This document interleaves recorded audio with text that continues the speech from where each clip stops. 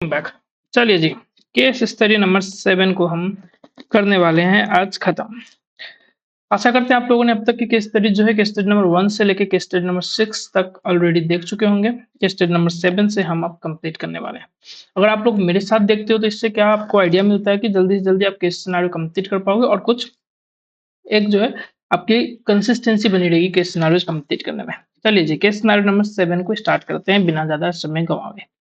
SEB Bank Limited, a small finance bank, was incorporated in the April this year. ठीक है, incorporation अप्रैल पे हो गया। Bank got registered under GST immediately on its incorporation as a banking company. ठीक है भाई, GST पे भी रजिस्ट्रेशन ले लिया। तो GST रजिस्ट्रेशन उन्होंने लिया है अप्रैल मंथ में। इट मींस अप्रैल मंथ से इनकी लाइबिलिटी भी स्टार्ट हो गई जीएसटी पे करने की। ठीक है sir. SEB Bank Limited received software services, software support service free of cost from its head office HO located in United Kingdom for business purpose in Nepal. Sorry, in April. Okay. SEB Bank Limited provided one high-end laptop worth rupees 50,000 to its new managing director as a gift for discharge of his duties. रुक जाते हैं यहाँ पे। चलिए, यहाँ पे क्या आपको दिख गया? दो इवेंट है, टू इवेंट्स यहाँ पे। अब ये टू इवेंट्स पे क्या क्वेश्चन बन सकती है, हम ऐसे करके सॉल्व कर रहे हैं इस पे। टू इवेंट्स में क्या क्वेश्चन बन सकते हैं आप ये बताओ। देखो, उन्होंने फ्री ऑफ कॉस्ट लिया हेड ऑफिस। इनकी हेड ऑफिस कहाँ पे लोकेटेड है? Outside of India. अब आउटसाइड ऑफ इंडिया जहां पे भी हो, हमारे लिए नॉन टैक्सेबल टेरिटरी होती है। तो आउटसाइड ऑफ इंडिया पे लोकेटेड है। हमारे पास जो सेफ बैंक लिमिटेड है वो कहाँ पे है? आपके पास में इंडिया में। तो आउटसाइड ऑफ इंडिया से इन्होंने क्या किया? एक सर्विस लिया, विदाउट कंसिडरेशन है। तो विदाउट कंसिडरेशन है तो सप्लाई है या नहीं है, इसकी डिटर्मिनेशन हम कैसे करेंगे? शेड्यूल नंबर 1 से। शेड्यूल नंबर 1 से ये डिटरमाइन कर लेंगे कि भाई ये सप्लाई है या नहीं है। शेड्यूल नंबर 1 पे आपके पास में पारा नंबर 4 जो है, पारा नंबर 4 क्या कहता है? पारा नंबर 4 क्या कहता है कि आप इंपोर्ट ऑफ सर्विस करते हो एसोसिएटेड इंटरप्राइजेज से। एसोसिएट इंटरप्राइज का मतलब ही आपके पास में जैसे हेड ऑफिस हो गए यहाँ पे जो एसोसिएटेड इंटरप्राइजेज है, तो ऐसे करके आप जो है इंपोर्ट ऑफ सर्विस करते हो। तो इन दैट सिनेरियो क्या होगा आपके पास में? पारा नंबर 4 के हिसाब से ये import of service without consideration ही क्यों ना हो, आपके लिए ये टैक्सेबल बन जाएगा। ये कहीं ना कहीं आपके पास में पारा नंबर 2 से भी रिलेटेड है। पारा नंबर 2 पे क्या है? पारा नंबर 2 पे आपके पास में क्या गिवन है? यदि आप सर्विस विथ डिस्टिंक्ट पर्सन लेते हो, distinct person, dim distinct person या यहाँ पे रिलेटेड पर्सन का वर्ड भी यूज किया गया है। रिलेटेड पर्सन से आप जो है सर्विस लेते हो कोई भी या सप्लाई लेते हो, तो उसको विदाउट कंसिडरेशन होते हुए भी हम उसको सप्लाई ही मानेंगे। अब ये सप्लाई है, इट मीन्स टू से ये सप्लाई है। सप्लाई है तो क्या टैक्सेबल बनेगा? बनेगा। फ्री ऑफ कॉस्ट है फिर भी टैक्सेबल बनेगा। हाँ सर, ट्रांजेक्शन वैल्यू कैसे कंप्यूट करेंगे इस पे? टैक्सेबल वैल्यू कैसे कंप्यूट करेंगे? सेक्शन नंबर 15 पे जो है इन केसेस पे, रिलेटेड पर्संस के केसेस पे टैक्सेबल वैल्यू कैसे कंप्यूट करेंगे उसके रूल्स गिवन है। वो रूल्स हम जो है अभी डिस्कस नहीं कर रहे हैं। अभी जो मतलब ये भी क्वेश्चन बन सकती है इस पे, आप इसके भी आइडिया लेके चलो। चलिए जी, अभी वो रूल हम डिस्कस नहीं कर रहे हैं, हम आगे बढ़ रहे हैं।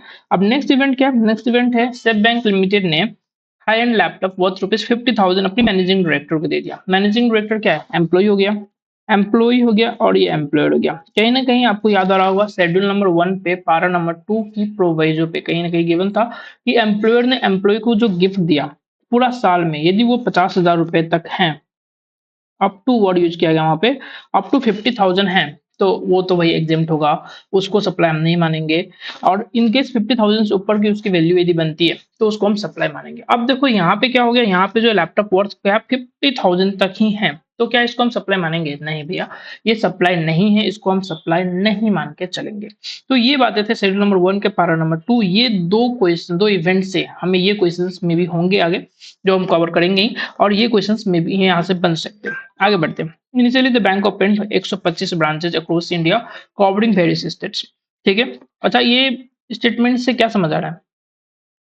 125 ब्रांच इन्होंने खोले वेरियस स्टेट्स पे, तो क्या इनको हर एक स्टेट पे अलग अलग रजिस्ट्रेशन लेना पड़ेगा या नहीं पड़ेगा? ये बताओ।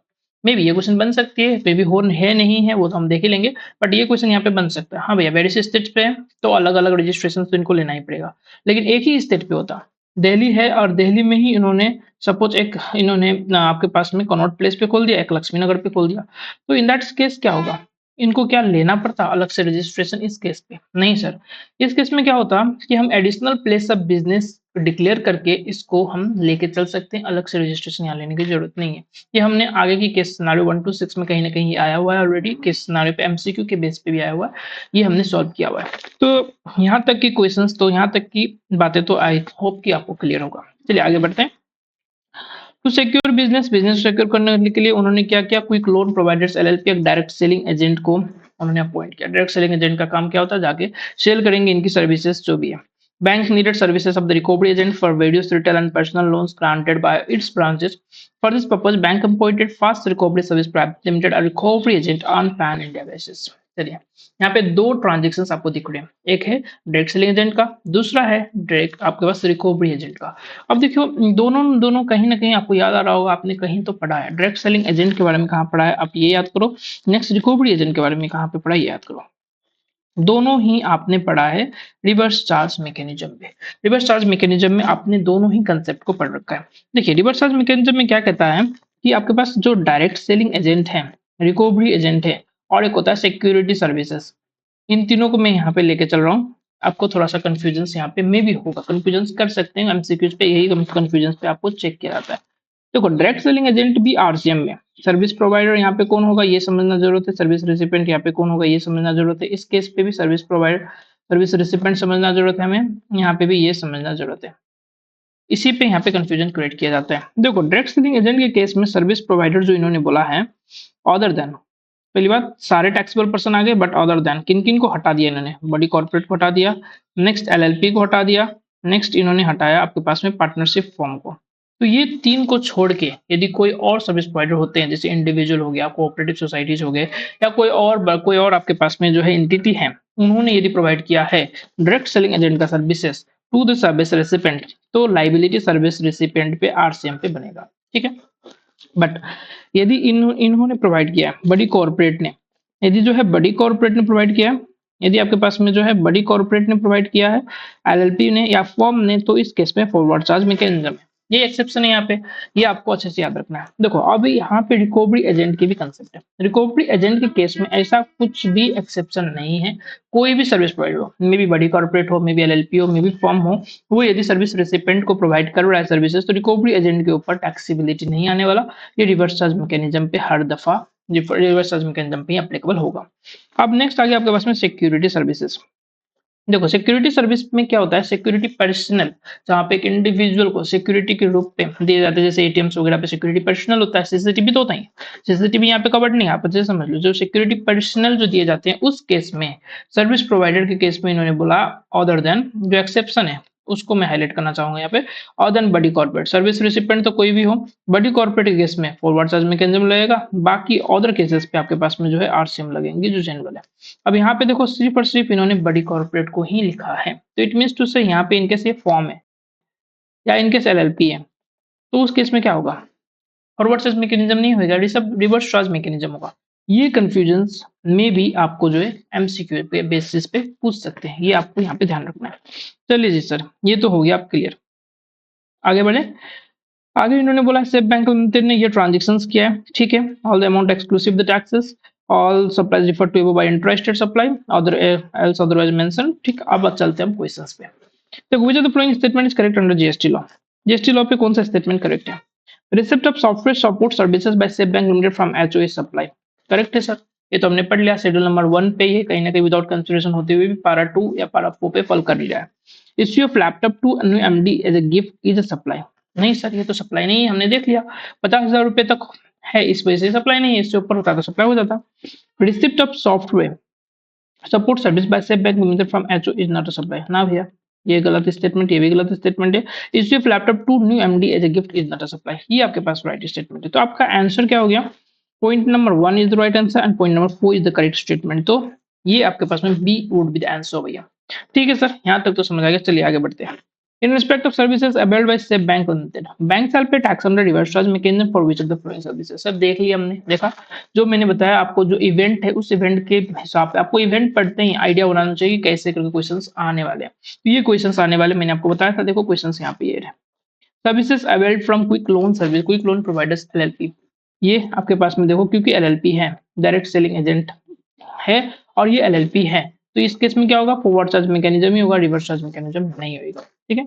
Next, service avail from the fast recovery service provider limited. Recovery agent के केस में प्राइवेट लिमिटेड हो या कुछ भी हमें देखने की जरूरत नहीं है, सर्विस प्रोवाइडर कोई भी है वो रिवर्स चार्ज मैकेनिज्म पे एप्लीकेबल होगा। यहाँ पे आंसर होगा, बोथ तो होने की सवाल ही नहीं उठता, नाइदर भी होने की सवाल ही नहीं उठता। तो क्वेश्चन नंबर 2 का answer number B would be the answer. Compute the value of exempt supply provided by the branch of safe bank limited for the month of May. चलिए, हमें एग्जाम सप्लाई की डिटर्मिनेशन करनी है और यहाँ पे taxable supply की determination करनी है, ये भी मे का ही पूछा गया है।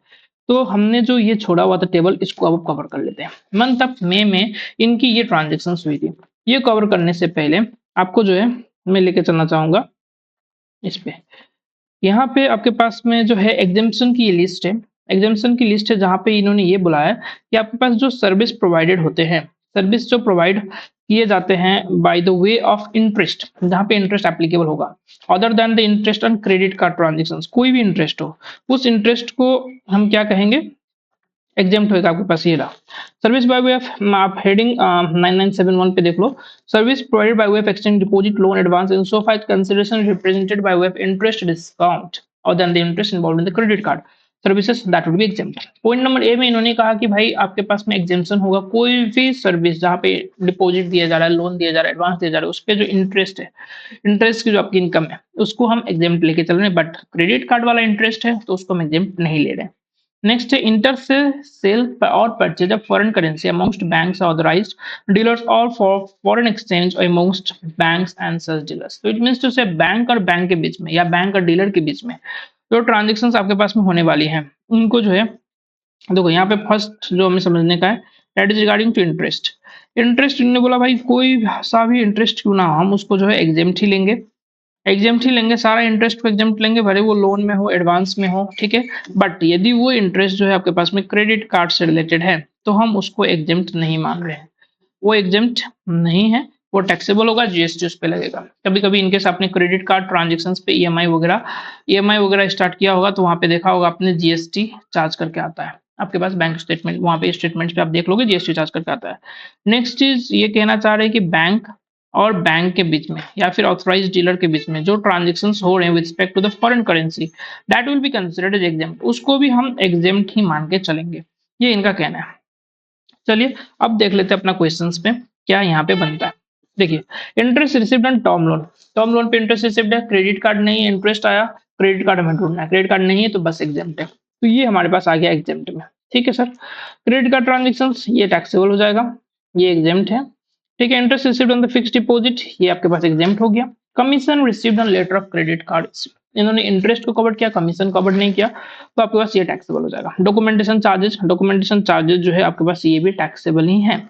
Next, sales of foreign exchange to bank of Rajasthan authorized dealer, आपने देखा ऑथराइज्ड डीलर को जो सेल किया जा रहा है वो एग्जाम्प्ट होता है। तो आपके पास एग्जाम्प्ट कौन कौन से होंगे, एग्जाम्प्ट हो गए आपके पास 10,75,000 नंबर 1 पे, नंबर 2 पे 25 lakhs, नंबर 3 पे 15,60,000।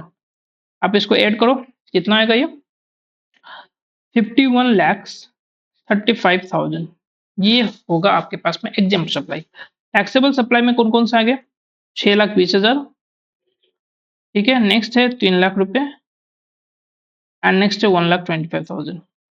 तो 20 और 25 से 45, 6,310, 69 plus 110, 10,45,000 would be the taxable supply. तो ये आपके पास में रहेगा टैक्सेबल सप्लाई और ये हो गया एग्जाम्प्ट सप्लाई। चलिए आंसर देख लेते हैं, क्या आंसर हमें टिक लगाना है। Compute the value of exempt supply कितना है 51,35,000, ये आपके पास आंसर हो गया। And next is taxable supply के लिए 10,45,000 would be the taxable supply. ये रहा आपके पास case scenario number 7। Case scenario number 1 से लेके हम लोग 7 अब कवर कर चुके हैं। आपके पास बाकी के सिनेरियोज भी इसी यूट्यूब चैनल पे आपको अवेलेबल होने वाले हैं। आप वीडियोज को जरूर लाइक कर देना, एज वेल एज सब्सक्राइब कर देना और शेयर भी करना इस वीडियो को बाकी अपने फ्रेंड्स के साथ, ताकि उनको भी इस वीडियो से हेल्प मिले। चलिए मिलते हैं नेक्स्ट वीडियो पे, तब तक के लिए बाय बाय।